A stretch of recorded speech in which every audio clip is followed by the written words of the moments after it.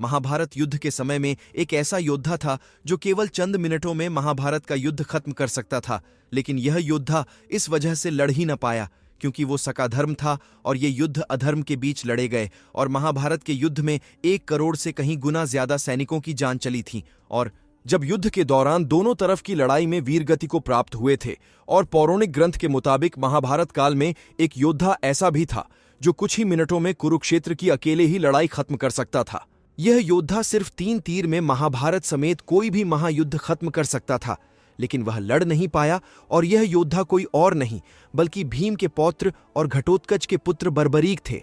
बर्बरीक को दिव्य शक्तियां हासिल थी। पौराणिक कथाओं के मुताबिक बर्बरीक के पास 3 ऐसे दिव्य बाण थे जिससे युद्ध में पूरी सेना का 1 मिनट में ही खात्मा हो सकता था।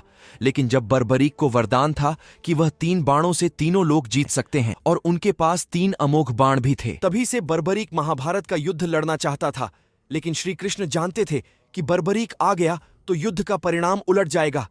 तभी श्री कृष्ण ने ब्राह्मण का रूप धारण किया और बर्बरीक के सामने गए और उन्होंने ब्राह्मण के वेश में जाकर बर्बरीक को भिक्षा मांगी। जब बर्बरीक ने पूछा कि भिक्षा में क्या चाहिए, तभी कृष्ण ने कहा, भिक्षा में मुझे तुम्हारा शीश चाहिए। ये सुनकर तभी बर्बरीक ने उनसे उनकी पहचान पूछी। तब श्री कृष्ण अपने असली वेश में आ गए। ये श्री कृष्ण को साक्षात देखकर बर्बरीक ने अपना शीश उनके सामने अर्पित किया। बर्बरीक का शीश कटने बाद भी श्री कृष्ण के वरदान से बर्बरीक के कटे सिर ने महाभारत का पूरा युद्ध देखा था। अगर आप लोगों को वीडियो पसंद आई तो हमारे चैनल को सब्सक्राइब जरूर करें।